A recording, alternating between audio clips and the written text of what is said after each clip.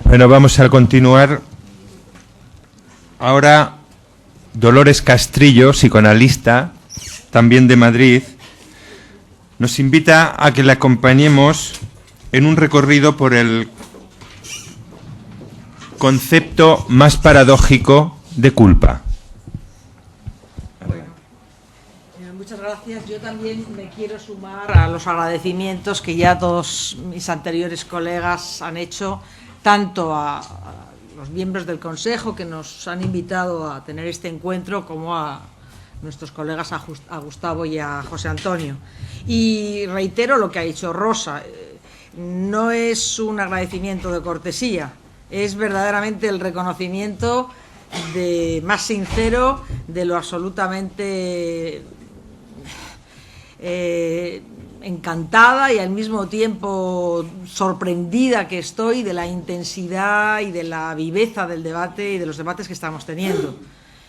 Yo no sabía que podría suscitar el interés el psicoanálisis entre los jueces que está suscitando, y no sabía tampoco el nivel de rigor por un lado y de autenticidad, de poner el dedo en la llaga en los problemas que nos tocan, ¿no? Me ha sorprendido, porque en otros, cuando el psicoanálisis interactúa con otros discursos, por ejemplo el filosófico, yo no encuentro este nivel de ir a poner el dedo en la llaga en las preguntas, y de ese nivel de autenticidad que encuentro, bueno, que he encontrado aquí. No sé si es casualidad o no, seguramente hay algo de casualidad y no todos los jueces son tan vivos en el debate como vosotros, pero la impresión que me ha llevado no puede ser más sorprendente. También me sorprendió, la verdad, la invitación que se me hizo. Me sorprendió y me asusté un poco. Digo, ¿qué puedo yo hablarles a los jueces? Y cuando empecé a preguntarme qué es lo que se podía esperar de unos psicoanalistas en este ámbito del Poder Judicial, recordé un comentario que hace Lacan en su introducción teórica a las funciones del psicoanálisis en criminología, se llama su texto. Y ahí señala que el grupo social que hace la ley, el que la piensa, pero yo creo que deberíamos aplicarlo también a aquel que la aplica, no lo tiene completamente seguro. No es que renuncie, ni siquiera que vacile, pero no tiene la fuerza de la afirmación rotunda y entera que todavía encontramos en los predicadores que saben que la ley viene de arriba. Ya sean los fundamentalistas islámicos, a los que aquí se ha aludido en algunas ocasiones, o los predicadores que vemos blandiendo la Biblia en las televisiones de los Estados Unidos, que también son fundamentalistas, todos ellos están completamente seguros. Su certeza es inquebrantable. A mí y a otros muchos no nos dan ninguna seguridad, más bien nos dan miedo, pero ellos lo tienen completamente seguro. Yo entiendo, y en estos debates lo he podido constatar con creces, que si se nos invita a hablar aquí es que los miembros del Consejo del Poder Judicial no responden a este modelo, sino que reconocen que con la ley se les plantean dificultades y preguntas. No están completamente seguros. Y es por eso que para nosotros sois más tranquilizadores que los que lo tienen todo tan seguro, bien entendido dentro de ciertos límites. Son varias, probablemente, las cuestiones, dificultades y preguntas que se les pueden plantear. Yo me voy a centrar en dos que no dejan de tener cierta conexión entre sí. Por un lado, una a la que ya, en especial la ponencia de Rosa López y las intervenciones que ha habido en el debate también, ya se ha aludido mucho, y quizás lo mío sea un poco reiterativo, que es la cuestión de la culpa. Una cuestión que, como ya habéis podido ir viendo, el psicoanálisis demuestra hasta qué punto puede llegar a ser paradójica. Y por otro lado, lo que llamaré el misterio de la inutilidad del mal. Que el hombre sea capaz de hacer el mal a sus semejantes en provecho propio, aunque repugna la consideración humanista, no constituye un misterio en sí. Es más, en el caso de los jueces, cabría decir que esto no solo no constituye un misterio, sino que constituye más bien su rutina cotidiana. el mal nuestro de cada día. ¿Con qué otra cosa si no tienen que vérselas los jueces en su quehacer cotidiano? Pero el gran misterio, para aquellos que permanecen todavía en el marco de la subjetividad tradicional, es el mal que no comporta ninguna utilidad para el que lo comete.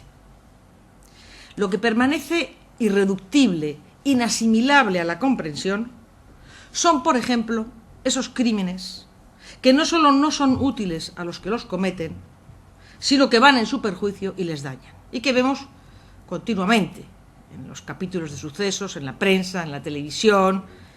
Bueno, hay aquí precisamente, para todos, pero para el jurista también, un misterio. Y es quizás esta una de las razones que a algunos, no digo que a todos, les empujen a recurrir al psicoanálisis. No digo que a todos, porque justamente ayer alguien decía, bueno, a mí no me importa porque hay estos crímenes raros, lo que me importa más bien es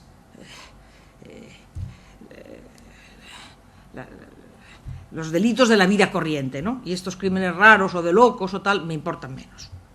Bueno, pero yo creo que ese misterio de estos crímenes que son incomprensibles, que son inútiles, que perjudican al propio sujeto que los comete, encierra un misterio. Y en la medida de mis posibilidades, yo espero que el psicoanálisis pueda contribuir no a resolver el misterio, pero sí a proporcionar quizás algunas pistas para penetrar en esta zona de sombras. El criminal plantea a la sociedad el problema de la culpabilidad, pero podría decirse por razones simétricas. Comete un acto perjudicial para la sociedad del que, de alguna manera, ésta le puede considerar culpable. Luego está la cuestión de en qué medida el autor del crimen se reconoce o se siente culpable. Pero, además de esta cuestión, el psicoanálisis añade una dimensión nueva a esta problemática. Ya ha aludido Rosa a ello y voy a profundizar un poco en esta cuestión. Freud plantea la existencia de delincuentes por sentimiento de culpabilidad, delincuentes por sentimiento de culpabilidad, señalándolos que, por paradójico que pueda sonar, en su trabajo clínico se ha encontrado con no pocos casos en que el sentimiento de culpa preexistía al delito, que no procedía de éste, sino que a la inversa, el delito provenía del sentimiento de culpa. Se advierte la paradoja y la originalidad sorprendente de esta hipótesis. La culpa no sucede al acto, sino que lo precede, e incluso es su causa. Es decir, que el acto delictivo es el efecto de un cierto tipo de culpabilidad. La culpa está antes, no después del acto. Es realmente sorprendente. Esta forma de culpa se puede encontrar, entre otros, en el ejemplo banal de los comportamientos desconcertantes de muchos chicos, en especial en la etapa de la adolescencia, que se vuelven culpables de acciones delictivas.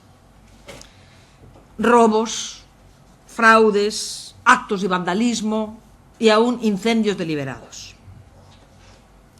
Lo que el trabajo analítico revela, según Freud, es que estas personas, que por lo general de adultos suelen ser bastante decentes, dentro de lo que cabe, pues cometían de jóvenes estos actos porque estaban prohibidos y porque a su ejecución iba unido un cierto alivio psíquico. El sujeto, nos dice Freud, sufría de un acuciante sentimiento de culpa, de origen desconocido, y después de cometer una falta, un delito, su presión se aliviaba. En otras palabras, el acto delictivo era, de manera paradójica, el medio de calmar un sentimiento de culpa preexistente y difuso, al localizarlo al menos en alguna parte, ¿no? Había un sentimiento difuso de culpa, no se sabe por qué el sujeto está mal y por lo menos esa culpa se localiza al realizar el acto delictivo. Como pueden ver, la culpa que Freud descubre es una entidad un tanto misteriosa. No emana de ninguna realidad de los hechos. Prueba de ello es que las faltas reales, en muchas ocasiones, no provocan culpa o provocan escasa culpa. Rosa hablaba antes de los sujetos perversos, también de los psicópatas, que no sienten culpa por lo que han hecho.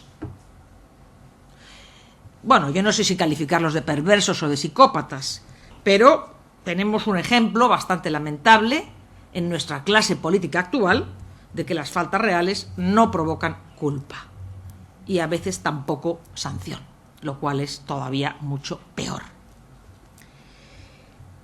Por otra parte, esta culpa, que no solo no emana de ningún acto delictivo real, sino que puede empujarnos a él, es además una culpa de la que los sujetos que actúan movidos por ellos no tienen la menor idea. Y es que esta culpa, dice Freud, anida en la zona opaca del psiquismo inconsciente, en esa zona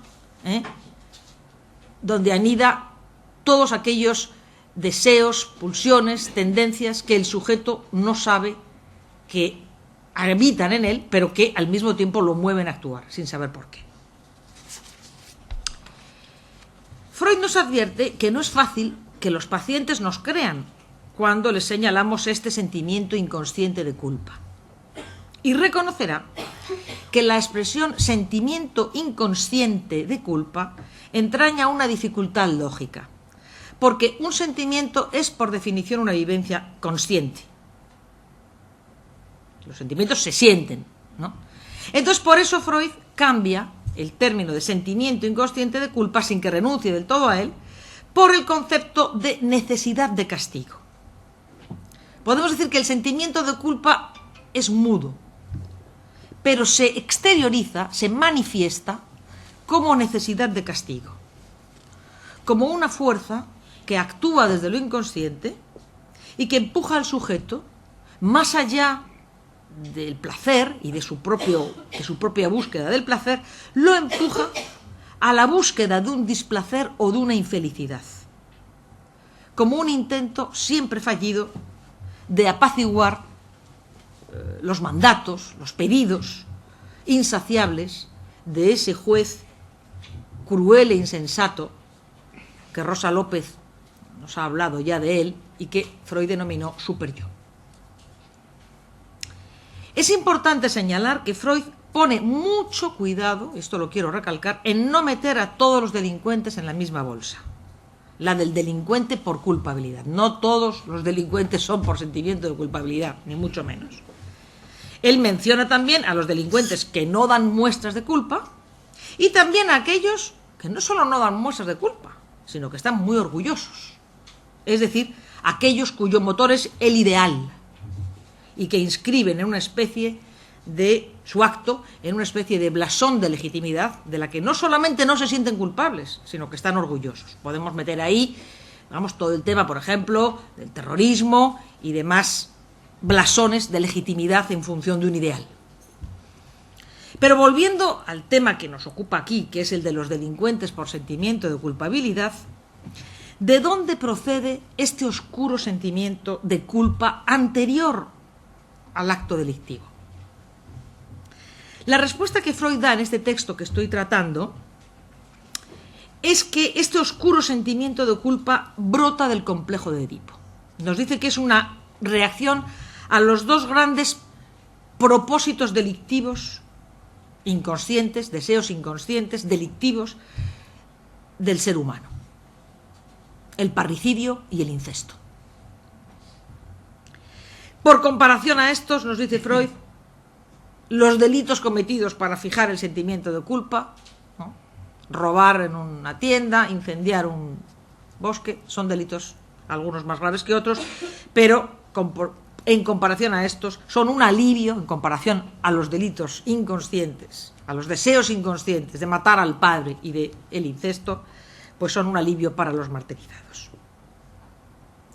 Aunque Freud seguirá situando en textos posteriores la fuente de la culpabilidad y la génesis del superyo en el complejo de Edipo, en el deseo incestuoso hacia la madre y en el deseo parricida contra el padre, hay que decir que esta no fue la única explicación que Freud dio para dar cuenta del origen del sentimiento de culpa y del funcionamiento del superyo.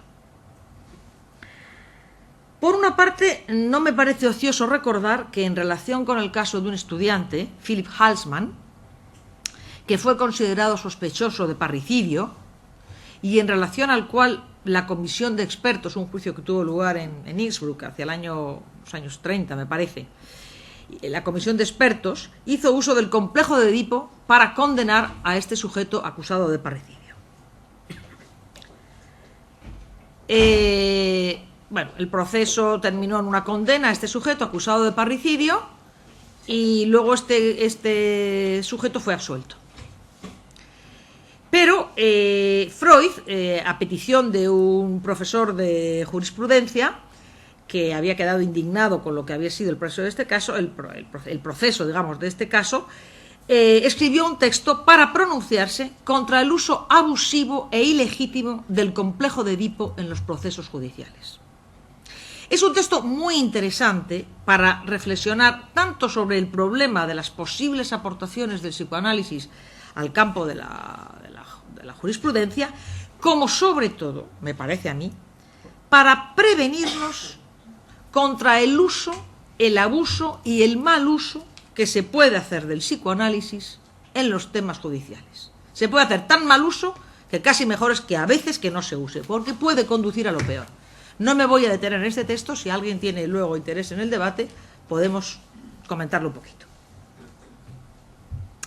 Decía que la explicación del complejo de Edipo no es la única que da Freud para explicar el sentimiento de culpa y el funcionamiento del superyo.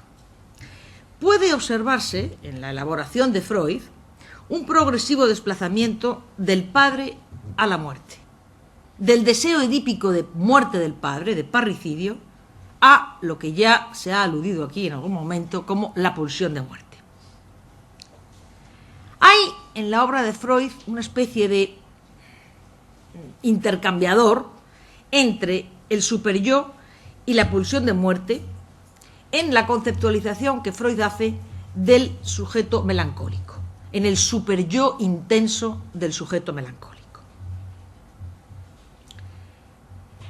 Encontramos en el melancólico a un enfermo que no ha hecho nada y que sin embargo se considera culpable de toda clase de faltas que hacen de él un objeto indigno y merecedor de todo tipo de reproches.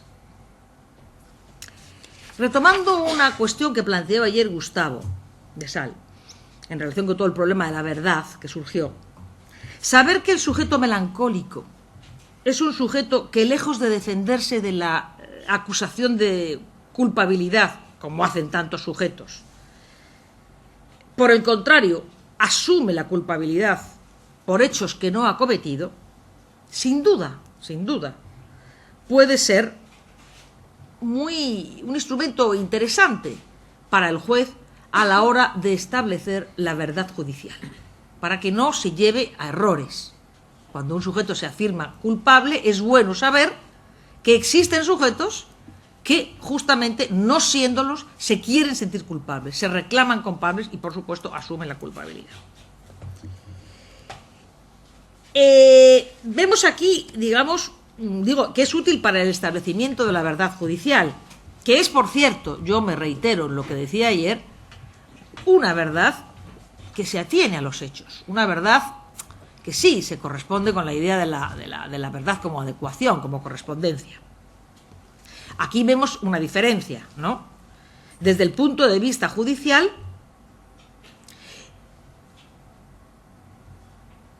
el sujeto que se imputa de hechos que no ha cometido no dice la verdad.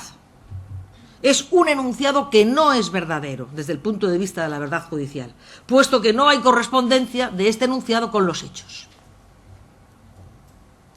Pero desde el punto de vista psicoanalítico, que lo que toma en cuenta no es el enunciado, sino la enunciación inconsciente, aunque el sujeto melancólico se autoinculpa por hechos que no ha cometido, no por eso le vamos a decir, cuando se siente culpable, que no nos dice la verdad, o que su culpa no es verdadera. Freud, a Freud al hombre de las ratas, comentaba Rosa antes, cuando se quejaba, se lamentaba de que se sentía culpable, no le decía: ¿usted ha cometido algo? No, no es culpable. Bueno, pues váyase, no le pasa nada. Sino que escuchaba su culpa. Por tanto, cuando un sujeto melancólico se queja de hechos que no son culpables, se queja de hechos que no ha cometido, nosotros no por eso decimos que su culpa no es verdadera. Porque la verdad en la que nosotros, desde el psicoanálisis, estamos a la escucha, no es la verdad de la correspondencia de los enunciados con los hechos, a la que se atiene el juez y debe de atenerse, a mi entender, aunque tiene que tener en cuenta esta otra dimensión de la verdad, porque le puede orientar en su trabajo. Entonces, no le decimos eso, ¿no? Para el psicoanalista, esta culpa de la que se acusa el melancólico es verdadera, solo que no procede de unas faltas cometidas en la realidad de los hechos, sino de otro lugar. ¿De dónde le viene al melancólico este sentimiento de culpa hiperintenso? De un superyo en su máxima potencia, de un superyo que lleva, digamos, su exigencia y su ferocidad contra el yo hasta unos límites verdaderamente, bueno, hasta unos límites no, hasta realmente hasta lo ilimitado, porque no para de torturar al sujeto haciéndole sentir culpable. Pero a su vez, ¿cuál es el origen de este superyo hiperintenso que aqueja al sujeto melancólico?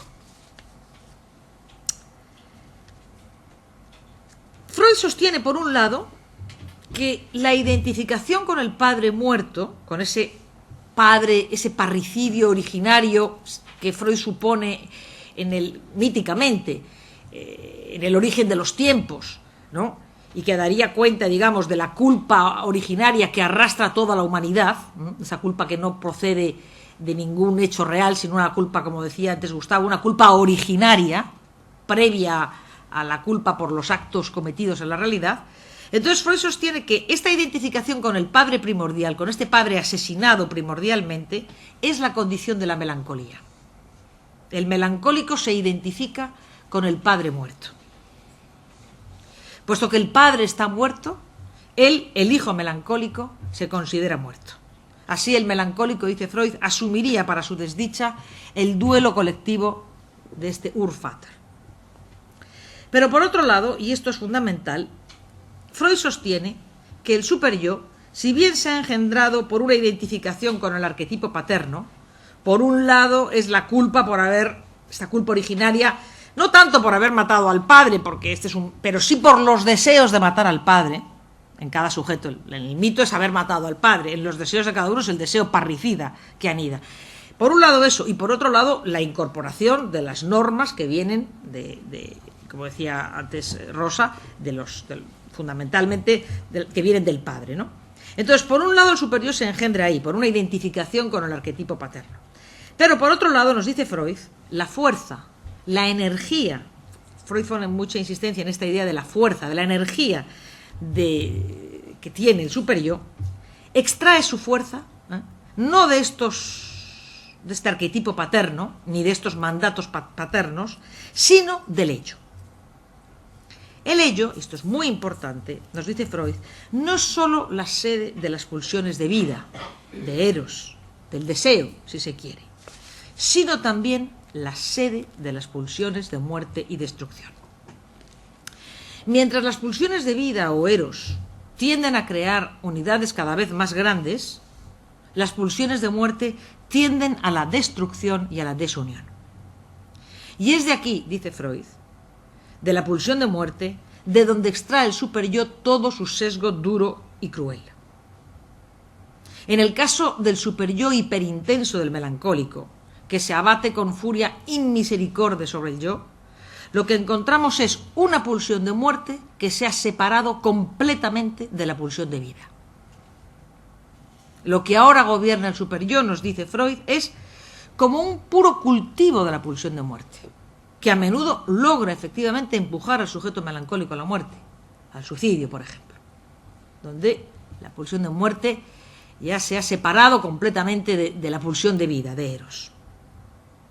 Si bien Freud está hablando, es verdad, del régimen melancólico del superyo en su forma límite, Este proporciona un indicio fundamental del superyo como operador de la pulsión de muerte, que no solamente se da en la melancolía, si bien es verdad que aquí se da en una forma extrema, sino que se da en todos los sujetos. Se la ve aquí, digamos, a la pulsión de muerte funcionando en todo su poder. Podría decirse, observad el funcionamiento del superyo y veréis a la pulsión de muerte en acción. Entonces, por retomar lo que llamé el misterio de la inutilidad del mal. Muy fatal, ¿no? Bueno, ¿cómo puede el psicoanálisis arrojar alguna luz sobre el misterio de esos crímenes que no solo no aportan ningún beneficio al que los comete, sino que van en su perjuicio y los dañan? ¿Qué decir sobre esa tendencia fuertemente destructora? Sobre esa verdadera satisfacción en la destrucción, que parece el rasgo más marcado de la figura del criminal? Podría decirse sin duda que aquí vemos la pulsión de muerte, la pulsión de destrucción en su funcionamiento.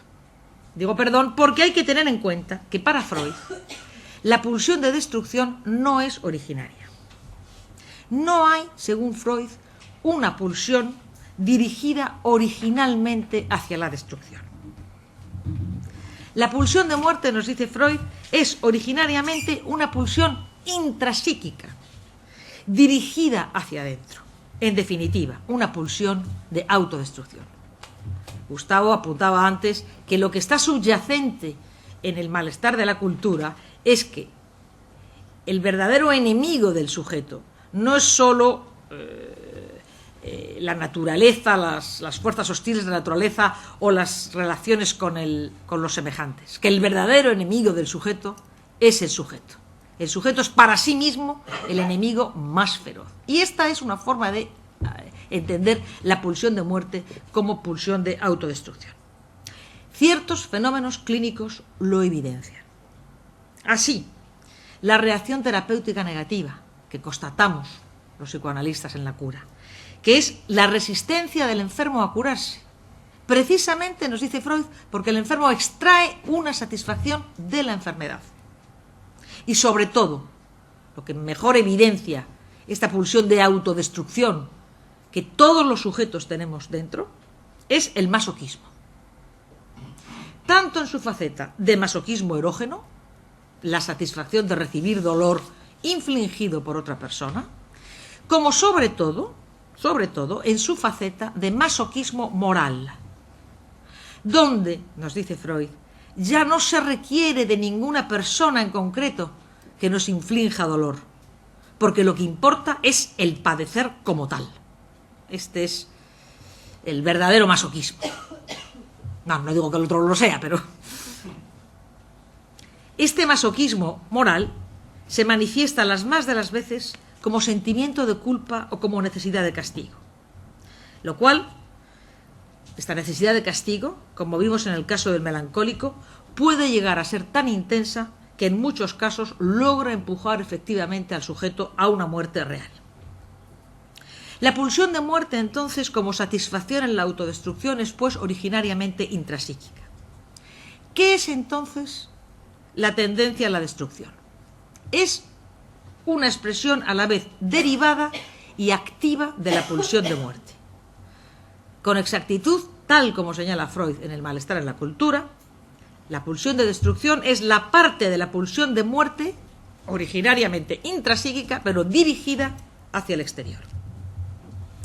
Desde esta perspectiva, se puede plantear la hipótesis, como hace Asun, de que el criminal sería el actor de una pulsión de muerte interna que tendría por destino funesto, tanto para el otro como para sí mismo, encontrar salida en el mundo exterior. El exceso de pulsión de muerte cargado sobre el yo se descargaría, digamos, en la violencia del acto criminal, que también traduciría en muchos casos la necesidad de castigo, como lo prueba el hecho de que no pocos de estos sujetos que cometen crímenes inútiles e incomprensibles terminan por hacerse capturar, no por ser capturados, sino por hacerse capturar, porque dan todas las facilidades para ser capturados y pagar así de este modo su crimen. A través del caso Aimé, que fue el objeto de su tesis doctoral, Lacan presentó un crimen por paranoia de autopunición que consiste en matar a través del otro al enemigo interior, a ese enemigo interior del que hablaba antes Gustavo de Sales. En abril de 1931, una mujer de 38 años, Marguerite Ansieux, nombrada Aimé por Lacan, intentó matar, acuchillándola a la puerta del teatro, a una célebre actriz, Madame Huguet. La complejidad del análisis que hace Lacan radica no solo en decir que se mata a ella misma a través de otro, sino que Lacan va desplegando varios objetos sobre los que recae el acto homicida. En primer lugar, hay un objeto que encarna la propia víctima, es decir, la actriz. En un segundo nivel, lo que plantea Lacan es que Aimé intenta matar a su hermana a través de la actriz, por acción de un desplazamiento imaginario. Aimé estaba poseída por una idea delirante. Quieren matar a mi hijo, que ella encarna en una serie de perseguidores, especialmente femeninos, entre otros la actriz Huguet. Pero el elemento inaugural de esta serie de perseguidoras es su hermana mayor, que cuidó al hijo de Aimé cuando ésta, a causa de su enfermedad, quedó imposibilitada de hacerse cargo de él. Lacan subraya la dominación que esta hermana ejercía sobre Aimé, quien logra suplantarla, de tal modo que esta hermana representa para Aimé la imagen misma del ser que ella es incapaz de realizar. Se produce entonces un mecanismo de negación. En lugar de reconocer su odio hacia su hermana, éste se orientará hacia sus objetos sustitutos, la serie de sus perseguidoras. Pero estas perseguidoras al mismo tiempo encarnan un ideal. Lacan se pregunta, ¿cuál es en efecto para Aimé el valor representativo de sus perseguidoras? Mujeres de letras, actrices, mujeres de mundo, ese tipo de mujeres exactamente lo que Aimé misma sueña con llegar a ser.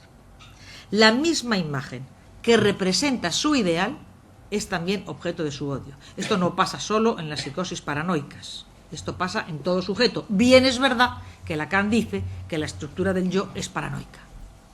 Admiramos a nuestros semejantes, determinados semejantes constituyen para nosotros imágenes idealizadas, admiradas, amadas y al mismo tiempo odiadas, justamente porque nos suplantan. Porque como nosotros, en cierto modo, somos esa persona con la que nos identificamos, esa persona está en nuestro lugar. De tal manera que siempre tenemos con el semejante una relación, una tensión de amor-odio, una tensión paranoica, donde por un lado la imagen amada admirada, la imagen admirada es amada y por otro lado es odiada. Esto ocurre en la estructura de todos los sujetos humanos, pero en la paranoia, digamos, ocurre, por así decirlo, sin ningún tipo de defensa que impida esta tensión imaginaria, esta tensión, esta rivalidad con el semejante. La actriz, entonces, víctima de su tentativa de asesinato, se sitúa en el lugar del ideal, de la misma manera que los numerosos dobletes de las otras perseguidoras. Y llegamos con esto al tercer nivel de los objetos puestos en juego. La actriz agredida representa para Aimé su propio ideal exteriorizado. Y a continuación Lacan nos explica el mecanismo de la autopunición. Aimé agrede a su ideal exteriorizado y al hacerlo se agrede a sí misma. Solo cuando percibe que a través de su acto se vuelve culpable frente a la ley, es decir, cuando se autoagrede, logra una cierta pacificación de su delirio, no total, porque Aimé siempre siguió de alguna manera acosada, amenazada por la idea de que querían matar a su hijo, pero era más leve, se dio cuenta de que agrediendo a la actriz, se había agredido a sí misma, que la actriz en realidad no era su enemiga. Esto remitió un poco, aunque la idea, quiere matar a mi hijo, no desapareció del todo. Ahora bien, esta consideración del crimen de Mee desde el registro de las imágenes ideales y odiadas no es suficiente.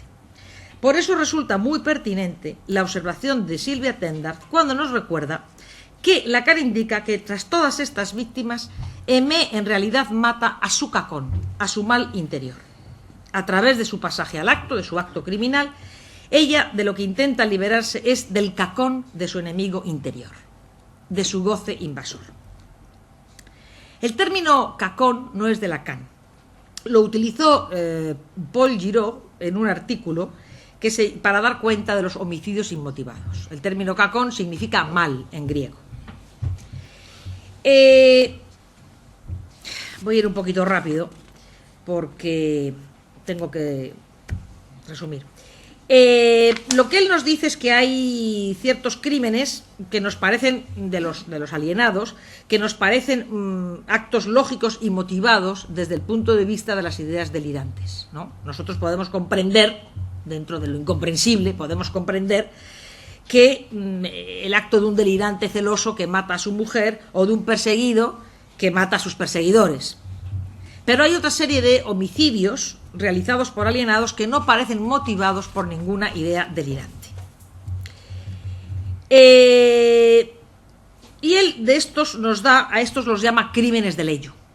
Y nos da, por ejemplo, este ejemplo, el caso Paul. Un día Paul toma un taxi y le pide al conductor que le lleve a un lugar determinado.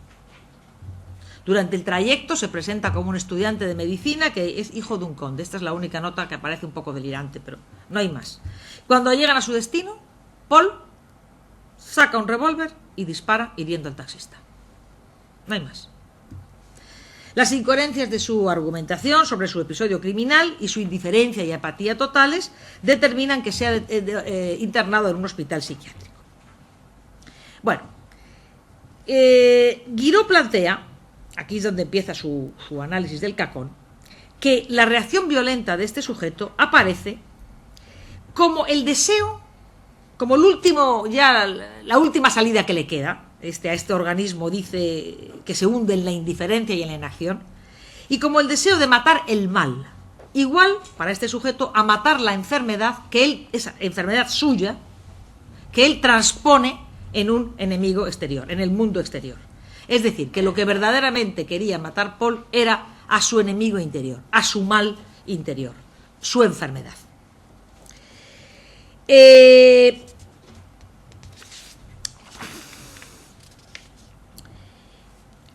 Hay que decir que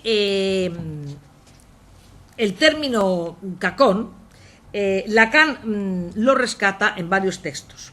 Si bien Giraud emplea el término cacón como una enfermedad, que sería lo que el individuo querría, según Giraud, con su pasaje al acto criminal, es matar a su propia enfermedad, que Giraud considera que es de origen neurológico, Lacan no acepta la idea de un origen neurológico para la enfermedad, en este caso esquizofrénica, pero sí que rescata el término cacón de Giraud, aunque no ya en su sentido neurológico, sino en un sentido que es concomitante con la noción lacaniana de goce. Entonces podríamos decir que de lo que el sujeto descrito por Giraud trataría de librarse es de una sensación de peligro inminente que puede ser entendido, ahora explicaré esto un poquito más, como la invasión de goce que se produce en la psicosis. Voy a explicar un poco la noción de goce, porque si no, no se entiende esto. El goce lacaniano se distingue de la noción freudiana de placer y entronca, en cambio, con una extraña satisfacción que Freud descubrió en los seres humanos. Más allá del principio del placer, Freud descubrió que el ser humano persigue y alcanza por distintos caminos una extraña satisfacción que no le contenta, sino que le hace sufrir. La culpa paradójica con la que se cargan los sujetos, la necesidad de castigo de la que hemos hablado y sobre todo el masoquismo nos revelan que el ser humano no está movido solo por las pulsiones de Eros, que buscan el placer, sino también por la pulsión de muerte, que más allá del placer se satisface en el dolor y en el mal. Y puede decirse que el término lacaniano de goce conjuga esta idea de una satisfacción, de una libido y al mismo tiempo de la pulsión de muerte. Alude a una satisfacción extraña, paradójica, que no le contenta al sujeto, sino que le hace sufrir. Y podríamos decir que desde el psicoanálisis se puede en parte, es una hipótesis extrema, pero que hay que tomarla con comillas, que cuando este goce malo e inútil, que se dirige contra uno mismo, que es nuestro enemigo interior, que anida en lo más íntimo de nosotros mismos, se traspasa al semejante, entonces nos encontramos con la maldad.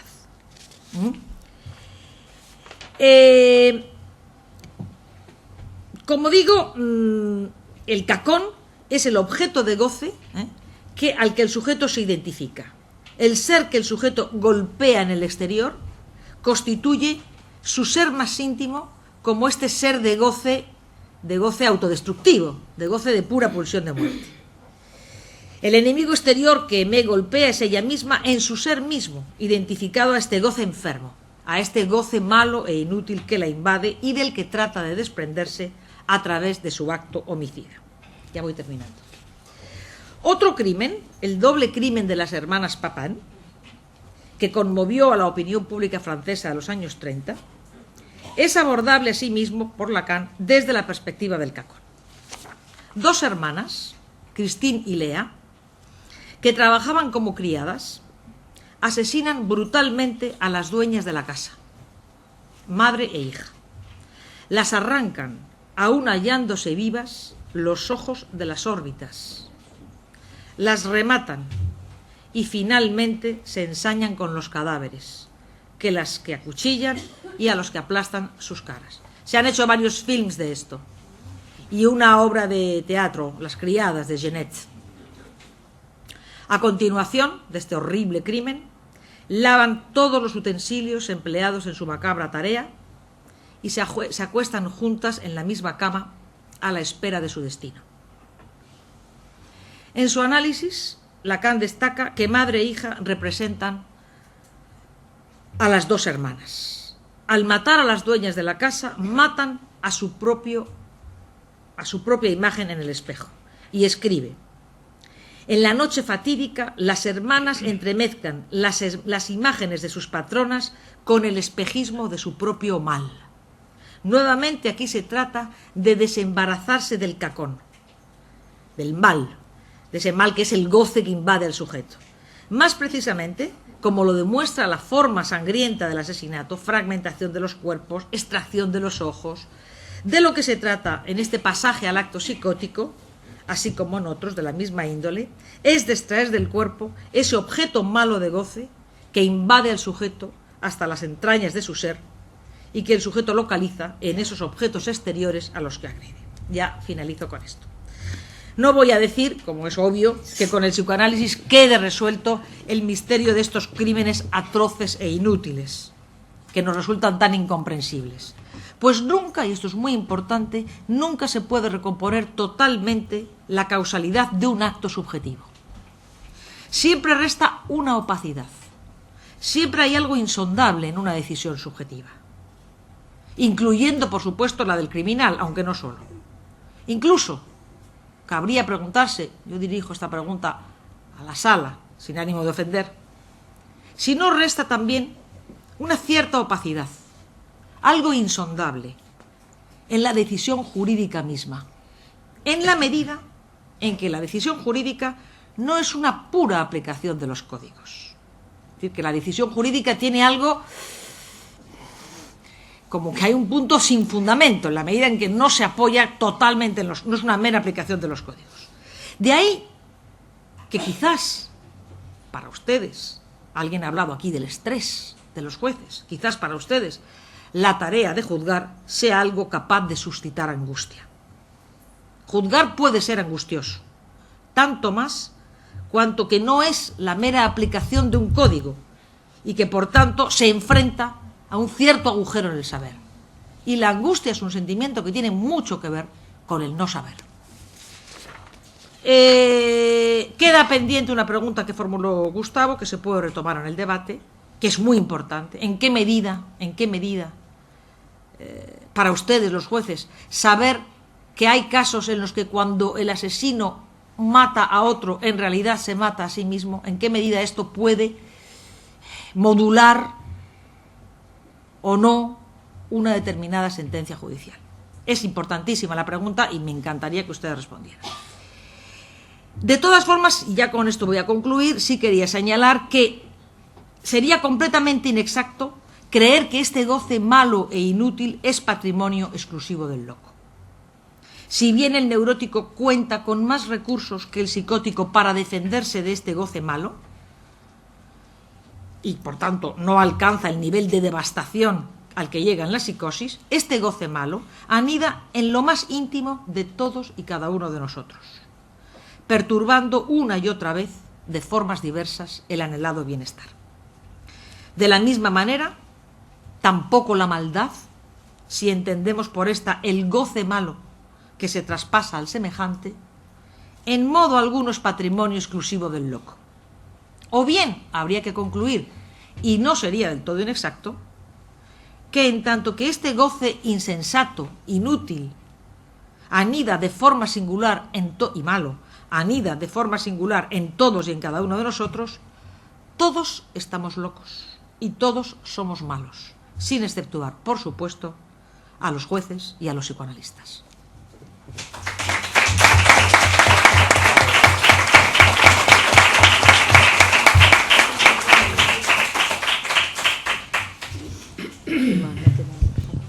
Muy bien, ha sido un placer escucharte y yo creo que la evolución de estas dos, de la sesión de todo el día de ayer y de esta sesión de la mañana, vuestra percepción de que hay un interés en el auditorio, en buena medida es porque el juez vive en una situación de perplejidad, en un mundo cambiante, y necesita algo más allá, incluso ya no de la ley, que muchas veces no pauta o guía la decisión. Uno acude a la ley y encuentra simples referencias y necesita otros materiales jurídicos, pero incluso más allá del derecho, ¿no? Yo creo que eso más allá del derecho. Sí, por eso.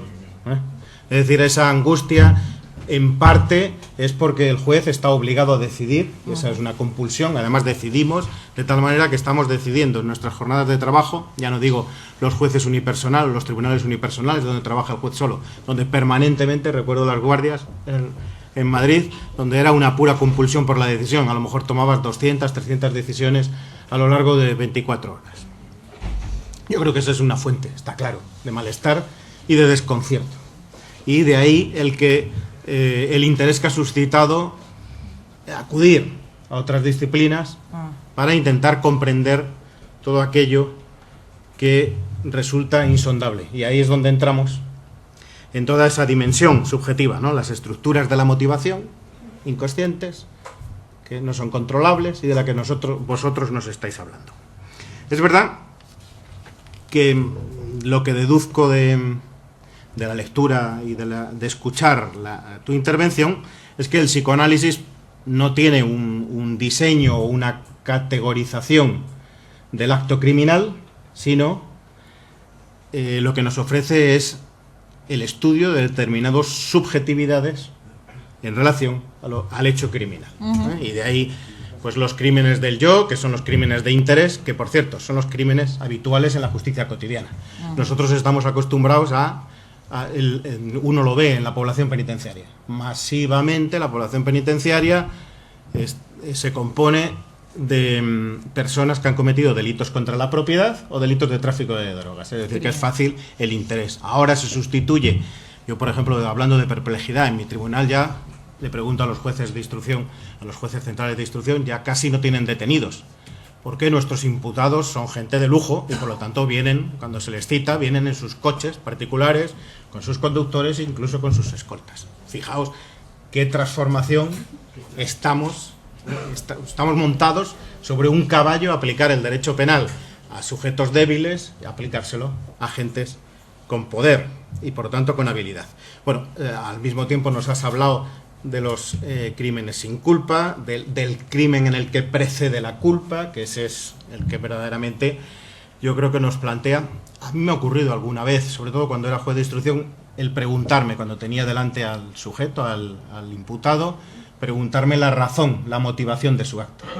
Desde mi racionalidad, desde la racionalidad jurídica y desde mi experiencia y sobre todo como hombre moderno, la idea de que todo acto humano responde a una lógica, evidentemente hay casos, sobre todo los casos de asesinatos, en los casos en los que alguien ha dado muerte a otro o ha intentado dar muerte a otro, en los que no tenía una explicación. Es evidente que vuestro discurso, vuestro saber, la teoría psicoanalítica nos puede permitir, por lo menos, desentrañar o desvelar que hay más allá de la racionalidad, desde luego de la racionalidad, de esa lógica a la que nosotros intentamos reconstruir. Has dicho que la subjetividad es muchas veces no solamente difícil, sino en algunos casos es imposible reconstruir la causalidad, ¿no? Objetiva en la subjetividad. Y esto es algo que nosotros comprobamos. ¿Cuántas veces no entendemos? Pero claro, para nosotros la culpa va referida al hecho, ¿no? O es decir, es el hecho con una intención o el hecho con un sentido. Pero por lo tanto, el mal está asociado al hecho, no al sujeto. Y sin embargo, vosotros nos venís a decir, cuidado, porque está la subjetividad donde parece que anidan todas esas determinaciones inconscientes que pueden dar un sentido, otro sentido al hecho, que es en el que nosotros nos vemos obligados a operar o a trabajar. Yo creo que el requerimiento que nos hacías, yo creo que lo tenemos que recoger.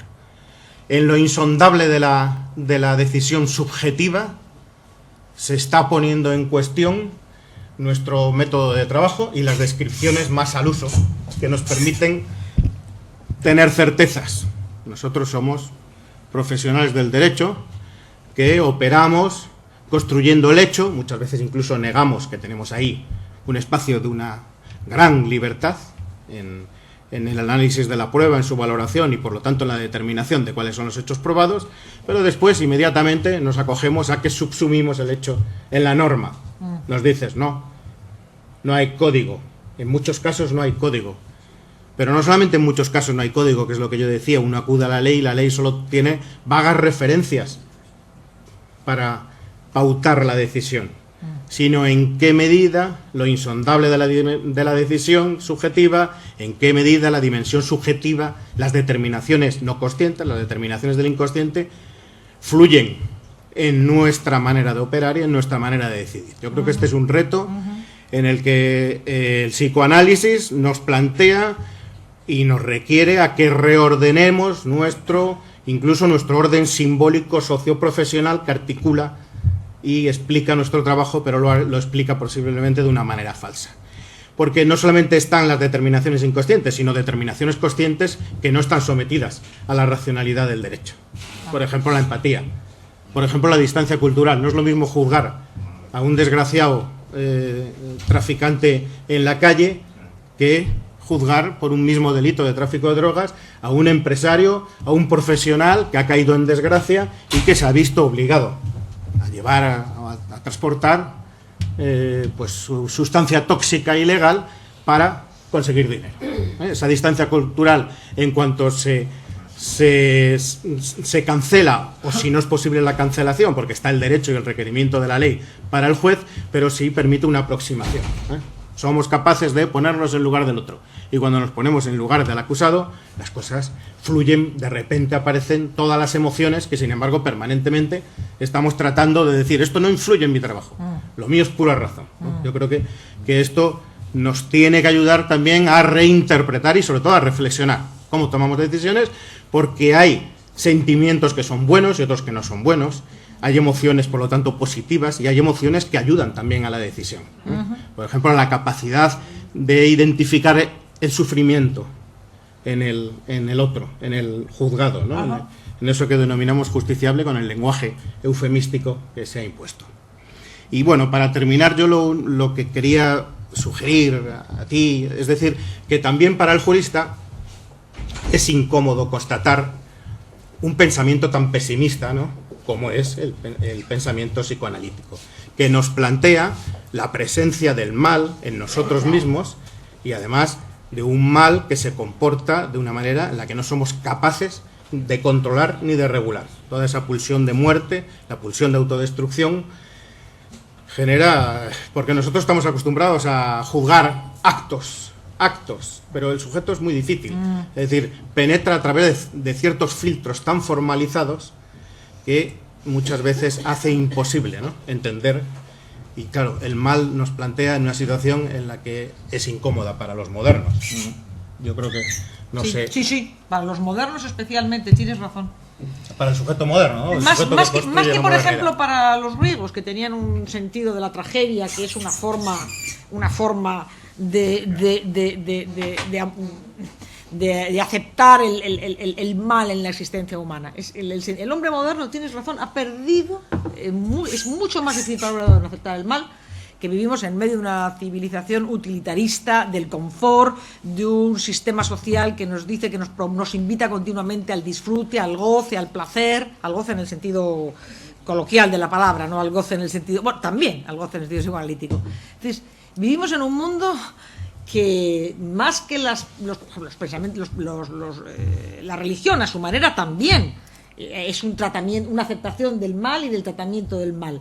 Por supuesto, la Grecia clásica, la Grecia trágica. Pero la modernidad, es verdad que el mal nos cuesta mucho. Seguramente si esta conferencia se hubiera dicho hace 20 siglos, no hubieran dicho que era pesimista. Y a lo mejor, no, pues usted no descubre nada, ya lo sabíamos nosotros, dirían los griegos.